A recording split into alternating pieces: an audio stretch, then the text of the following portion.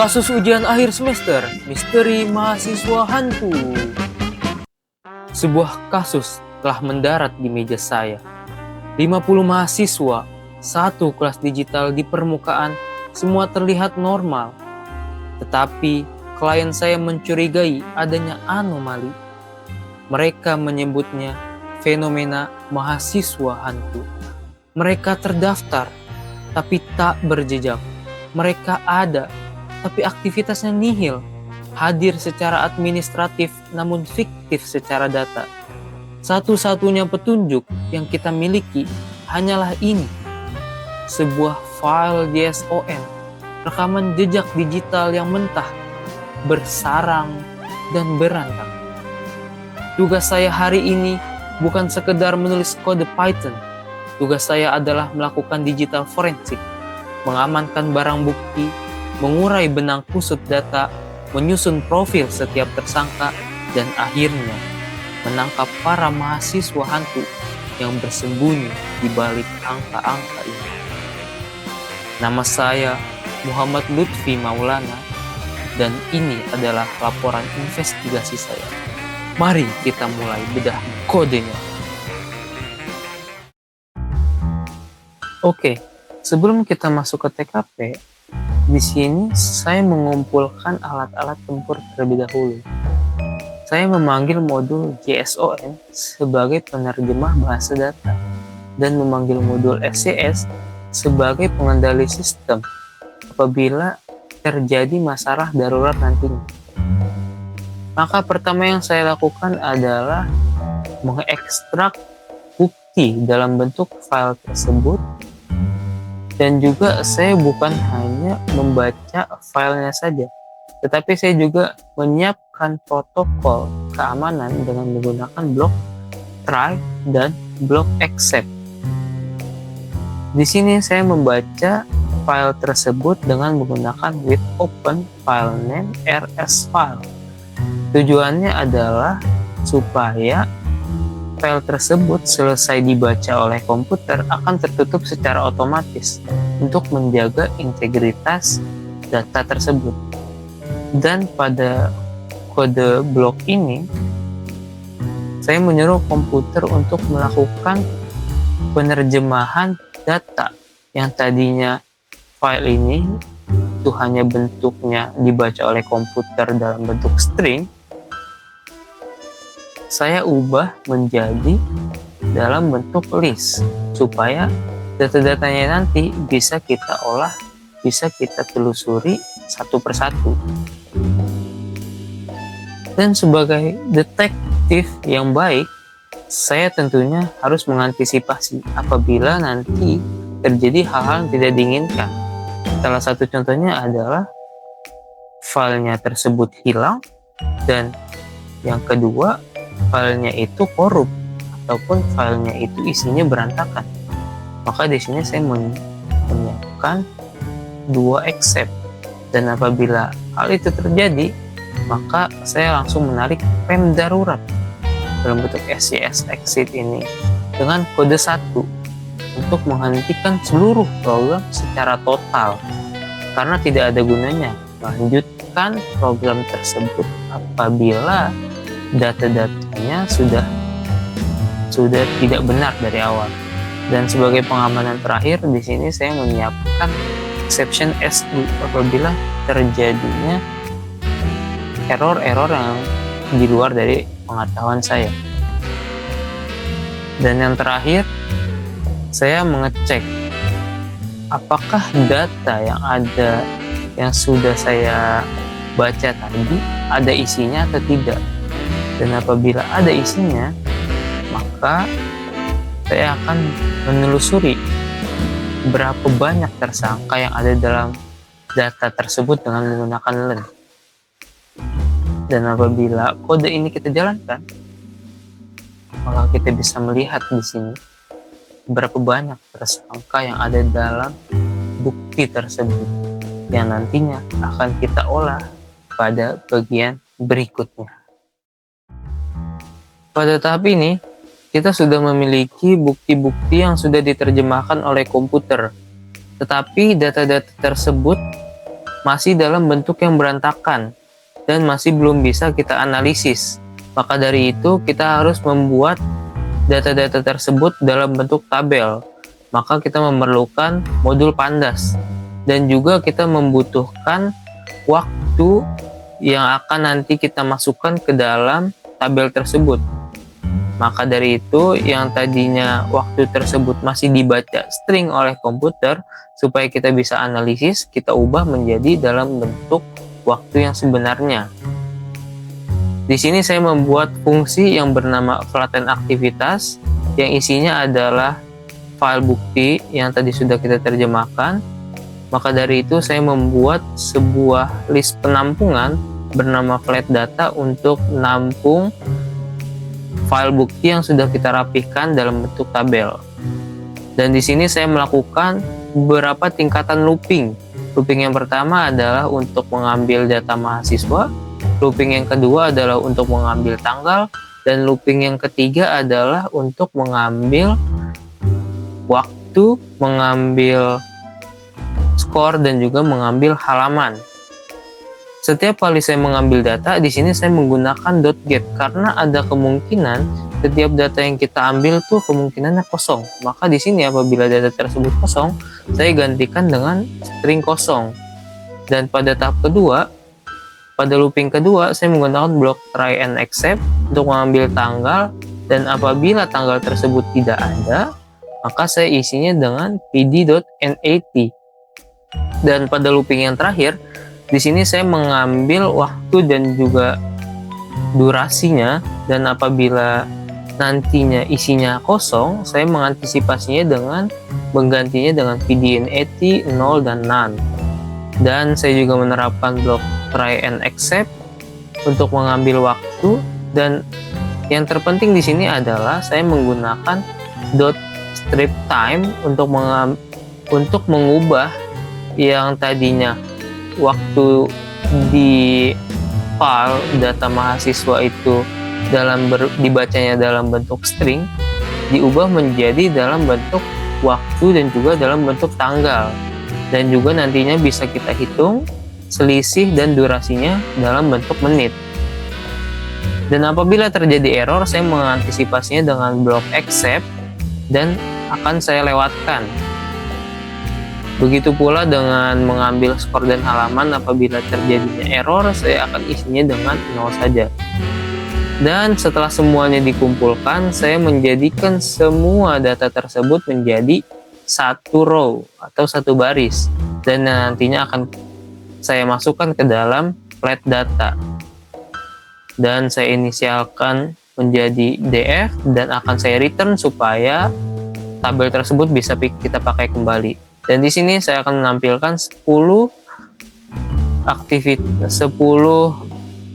data teratas dari yang sudah kita rapihkan.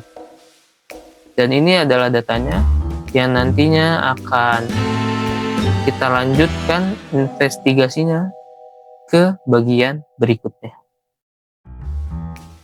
Sekarang, data yang kita miliki ini sudah rapi, tetapi dia masih dalam bentuk yang mentah. Masih dalam bentuk per aktivitas.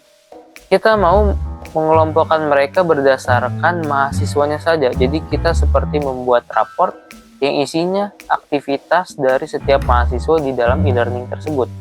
Maka dari itu saya membuat sebuah fungsi yang bernama hitung profil mahasiswa. Argumennya adalah grup.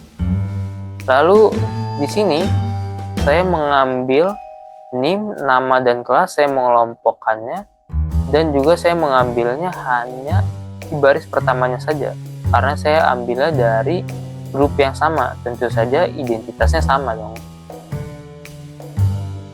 Dan di sini saya menghitung total hari aktif mahasiswa dengan menggunakan NUNIK. Jadi kita bisa tahu berapa hari mahasiswa itu masuk ke dalam perkuliahan.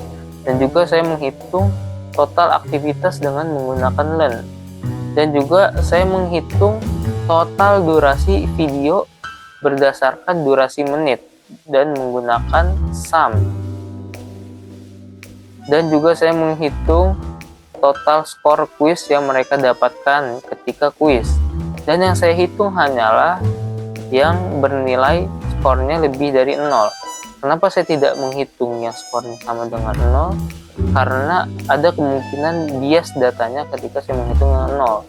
Dan apabila mereka tidak mengerjakan kuis, di sini saya mengisi rata-rata skor mereka adalah 0. Dan ketika mereka mengerjakan, akan dihitung rata-ratanya. Dan di sini saya juga menghitung jumlah jenis aktivitas berbeda mereka dengan menggunakan unit. Dan setelah semua itu kita dapatkan, di sini saya memasukkan mereka, mengelompokkan mereka, menjadikan mereka menjadi satu baris dengan menggunakan pd.series. Dan supaya indeksnya itu, lalu kita pecah tabel yang besar tadi itu berdasarkan NIM.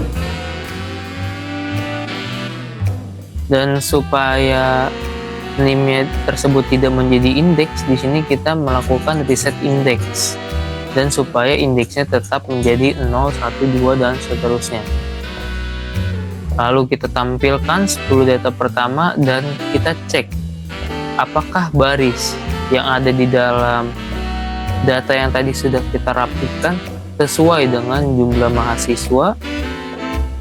Maka ketika kita run di sini, maka kita bisa lihat jumlah baris data frame perilaku adalah 50, yang mana sesuai dengan jumlah mahasiswa.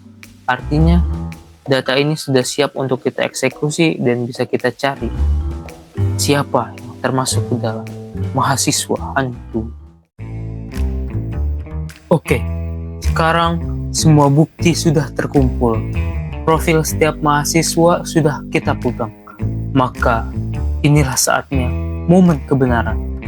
Kita akan memeriksa data ini untuk menjerat sosok anomali, si mahasiswa hantu. Untuk menangkapnya, di sini saya menggunakan sebuah fungsi yang bernama label hantu. Mari kita bedah isinya. Di sini, supaya logika if-nya itu tidak kelihatan ribet dan panjang banget, saya mengambil data-data penting dan juga saya menyimpannya ke dalam variabel yang lebih pendek supaya lebih enak dilihat. Di sini saya mengambil total aktivitas, total video, jumlah kuis, dan juga jumlah jenis aktivitas berbeda. Dan di sini saya membuat 4 kriteria. Jika dan hanya jika mahasiswa tersebut memiliki 4 kriteria ini, maka dia akan diberi label mahasiswa hantu. Dan juga di sini saya menggunakan N untuk menunjukkan bahwa syaratnya itu harus terpenuhi untuk dia disebut potensial hantu. Dan jika salah satu saja dari 4 kriteria ini tidak terpenuhi, maka mahasiswa tersebut akan diberi label normal. Dan bagian paling pentingnya adalah di sini saya memanggil df perilaku.apply dengan parameter axis sama dengan 1, supaya komputer ini memeriksa data mahasiswa berdasarkan baris per baris. Artinya diperiksa per mahasiswa, bukan kolom per kolom. Dan nantinya saya simpan di kolom baru bernama kolom label. Dan di sini saya tampilkan 5 data pertama sebagai contoh saja, dan juga saya hitung di sini ada berapa mahasiswa yang termasuk ke dalam potensial hantu dan juga mahasiswa normal. Mari kita lihat hasil akhirnya. Kita jalankan program ini dan kita lihat ada berapa yang termasuk potensial hantu dan juga normal. Tunggu, lihat angka itu. Potensial hantunya tidak ada. Ternyata begitu rupanya. Saya mencurigai adanya anomali. Saya mencari mahasiswa yang rajin nonton tapi malas mengerjakan kuis. Tapi data ini membuktikan sebaliknya. Data tidak pernah berbohong. Fakta yang terungkap adalah mahasiswa yang durasi nontonnya tinggi ternyata jujur, memiliki partisipasi kuis yang baik. korelasi hantu yang saya takutkan si pengamat diam ternyata tidak ada di kelas ini. Kesimpulannya, semua mahasiswa di sini memiliki pola belajar yang wajar. Tidak ada anomali, tidak ada tersangka.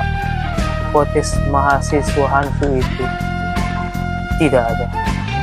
Berarti hanya ada satu kebenaran, bahwa tidak ada mahasiswa yang termasuk mahasiswa hantu. Tapi sebelum kita lanjut ke kode selanjutnya, pertanyaannya adalah mengapa hasilnya itu tidak ada mahasiswa hantu? Apakah ada yang rusak dari kode saya? Hasil nihil ini justru memberikan kita insight data yang sangat menarik tentang perilaku mahasiswa di kelas ini. Ada dua alasan logis kenapa tidak ada yang mahasiswa yang diberikan label mahasiswa hantu. Yang pertama adalah ada kemungkinan mahasiswanya itu rajin nonton video, tetapi emang dianya itu malas mengerjakan kuis. Namun data ini membuktikan fakta sebaliknya. Ternyata mahasiswa yang durasi tontonnya videonya itu tinggi cenderung juga rajin mengerjakan kuis. Alasan yang kedua adalah karena filter N yang sangat ketat. Jadi saya di sini menggunakan operator logika N untuk keempat syarat. Filternya ini sangat selektif dan mungkin ada yang videonya lama tapi kuisnya juga banyak. Dan mungkin ada yang kuisnya 0 tapi videonya juga 0. Jadi makanya kenapa hasilnya itu semuanya normal. Jadi kalau misalkan tidak ada mahasiswa hantu, artinya ekosistem belajar mahasiswa di kelas ini tuh sehat. Dan artinya mahasiswa itu aktif menyimak materi dan juga membuktikan pemahamannya lewat kuis. Oke, investigasi kita sudah selesai. Kita sudah tahu siapa yang hantu dan siapa yang bukan. Sekarang, supaya laporannya terlihat lebih rapi, kita perlu membuat ringkasan per kelasnya. Jadi kita tahu kelas A kondisinya bagaimana, kelas C kondisinya bagaimana, kelas B kondisinya bagaimana.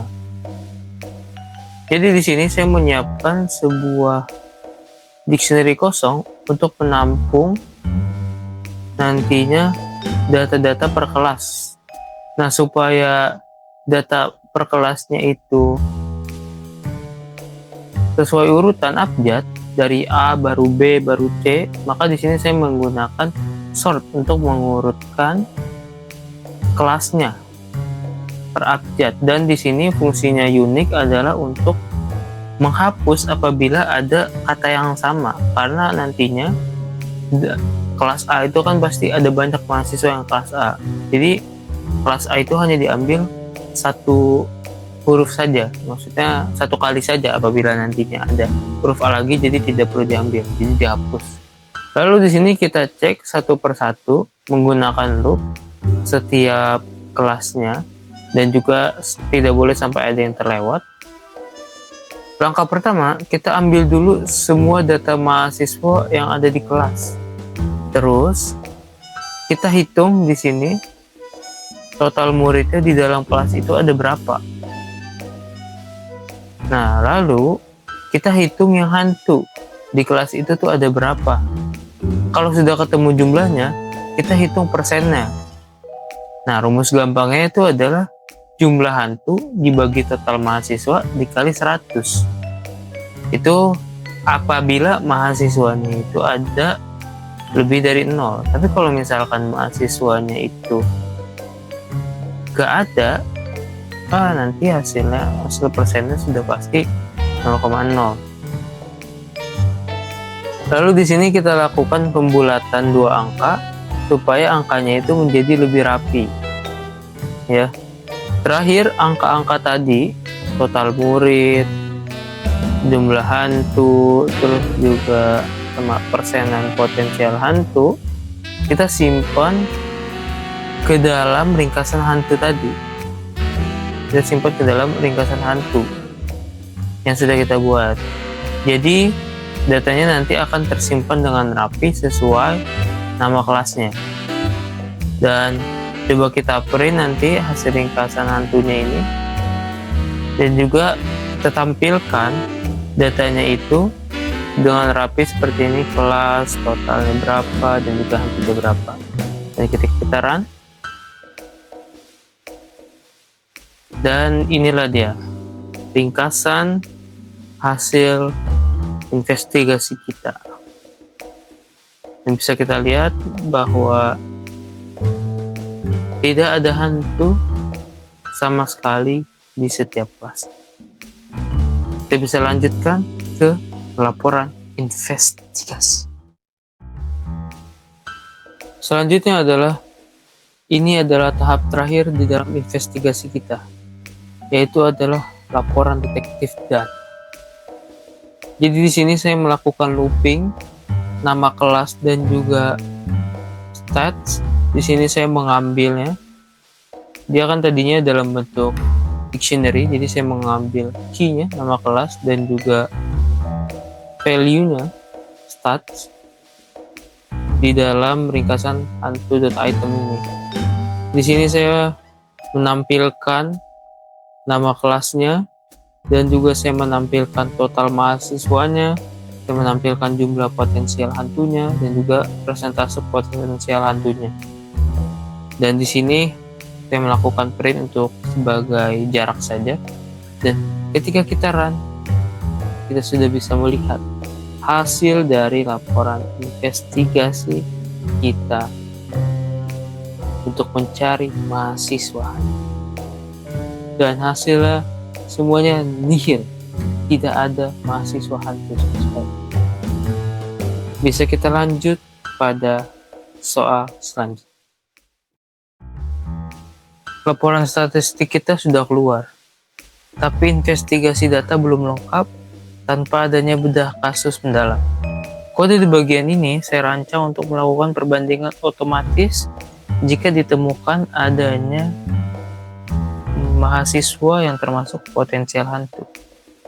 Pertama, saya panggil dulu mahasiswa yang berlabel potensial hantu. Kalau misalkan ada mahasiswa yang berpotensial hantu, maka komputer akan menampilkan NIM, nama, dan kelasnya.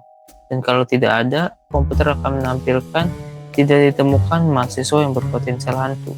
Lalu di sini saya langsung membandingkan dengan menggunakan blok try and accept. Saya membandingkan antara satu sampel mahasiswa yang berlabel potensial hantu dengan mahasiswa yang berlabel normal di sini. Dan apabila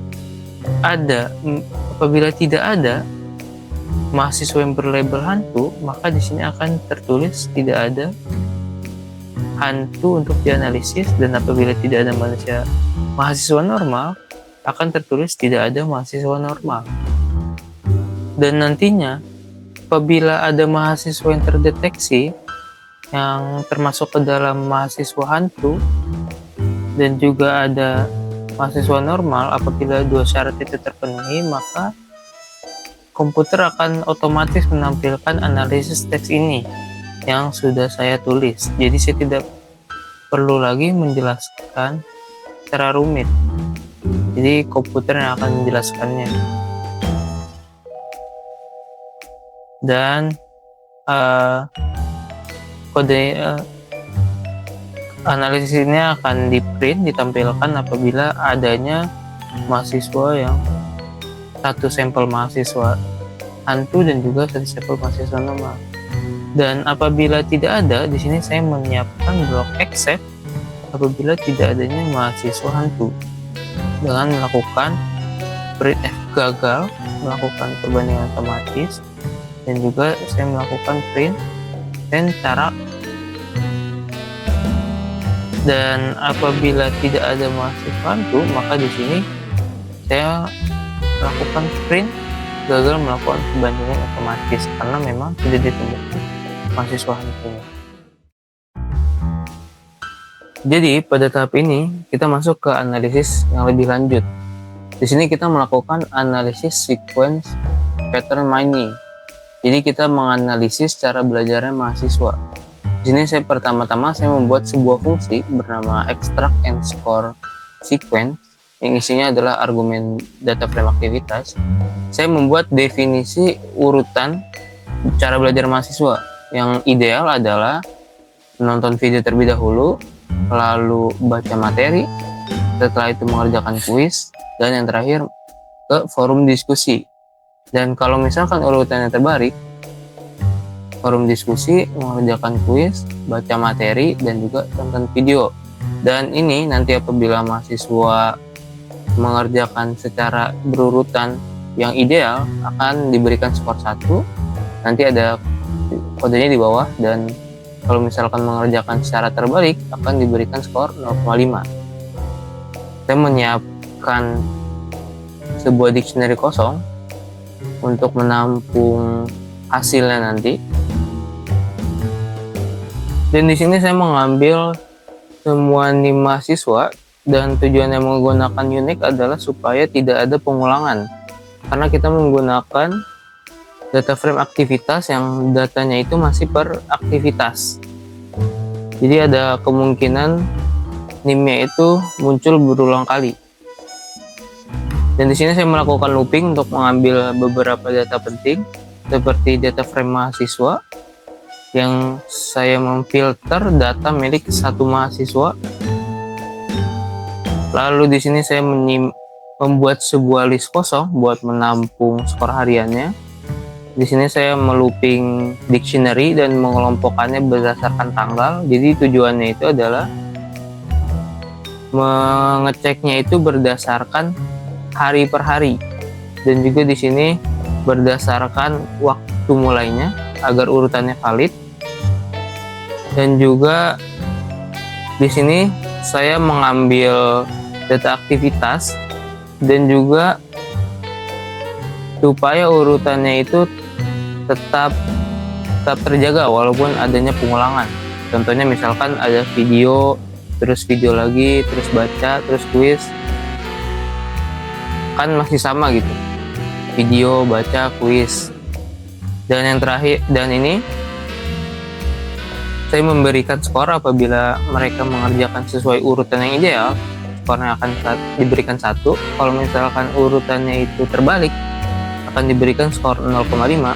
Dan kalau misalkan mereka mengerjakannya secara acak-acakan, cara belajar acak-acakan, maka diberikan skor 0. Dan nantinya hasilnya dimasukkan ke dalam skor. Lalu di sini saya menghitung skor rata-rata mahasiswa. Kalau misalkan skor hariannya lebih dari 0, saya akan menghitung rata-ratanya. Kalau misalkan skornya tidak ada atau tidak mengerjakan kuis, maka rata-ratanya otomatis diberikan 0.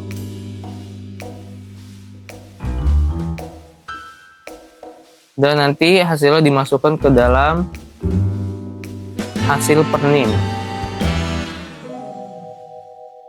Dan di return supaya nantinya bisa digunakan kembali. Dan di blok kode ini saya menjalankan fungsi perhitungannya. Dan pada blok kode ini def perilaku rata-rata urutan ideal, saya menggunakan map di sini. Tujuannya adalah seperti VLOOKUP di dalam Excel. Jadi supaya tidak perlu lagi melakukan looping untuk memasukkan hasil dari rata-rata urutan idealnya. Dan di sini saya menampilkan sekilas beberapa data mahasiswa yang tadi sudah dikumpulkan. Dan di sini saya merata-rata skor urutan untuk kelompok hantu dan juga rata-rata skor urutan untuk kelompok normal. Dan di sini apabila rata-rata dari kelompok hantu itu lebih kecil dari kelompok normal, maka ini akan ditampilkan oleh komputer. Dan apabila tidak ada, maksudnya kelompok norm tidak ada kelompok hantu tapi ini hanya kelompok normal, maka ini akan terlihat ke layar ketika kita run. Dan ini adalah hasil dari runnya. Bisa kita lihat bahwa rata-rata skor urutan ideal mahasiswa hantunya none karena memang tidak ada, dan juga rata-rata skor urutan ideal mahasiswa normal adalah 0,250. Kesimpulannya, tidak terlihat perbedaan signifikan pada skor urutan. Jadi bisa kita lanjut ke analisis selanjutnya. Jadi kita sudah masuk ke tahap terakhir, yaitu di sini kita ingin menganalisis Windows Session, yaitu efektivitas belajar mahasiswa. Sebelum masuk ke analisis, di sini saya memanggil Matplotlib Pilot dan juga Seaborn. Tujuannya adalah untuk nantinya kita gambarkan grafik dari efektivitas belajar mereka. Pertama, saya membuat sebuah fungsi bernama segmentation, yang tujuan dari fungsi ini adalah untuk nantinya kita membagi sesi per klik mahasiswa untuk mencari tahu mana mahasiswa yang benar-benar belajar dan juga mana mahasiswa yang belajarnya itu cuma pura-pura aja. Jadi di sini kita bagi dua sesi, yaitu dengan mahasiswa yang kliknya itu yang maksudnya mahasiswa dengan jarak antar kliknya adalah di bawah 30 menit, dan juga kalau misalkan kliknya itu lebih dari 30 menit, maka kita anggap mahasiswa tersebut sudah lanjut ke sesi selanjutnya, atau mungkin dia sudah melakukan aktivitas lain gitu.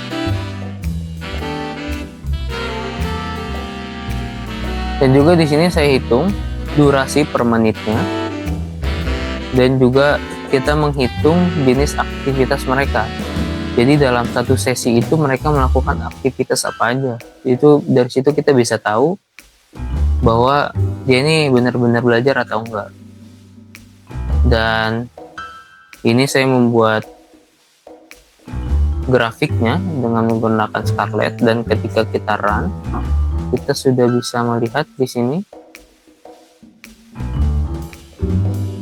Oke, sebentar. Nah, ketika kita run di sini kita sudah bisa melihat grafiknya. Grafik X ini adalah durasi per menit, dan grafik Y ini adalah rata-rata jumlah aktivitas per sesi, dan yang biru ini adalah mahasiswa dengan lebar normal. Kalau misalkan termasuk mahasiswaan tuh, dia itu jumlah aktivitasnya sedikit, tapi rata-rata durasi per menitnya itu dia banyak. Dan juga kalau mahasiswa normal, jumlah aktivitasnya sedikit, dan juga durasi sesinya juga sedikit gitu. Dan artinya data ini menunjukkan bahwa tidak adanya mahasiswa hantu. Dan juga bisa kita lihat mahasiswa paling padat yaitu per sesinya ya, mahasiswa nomor 11, dan mahasiswa dengan sesi terpanjang adalah mahasiswa 40. Misteri telah terpecahkan.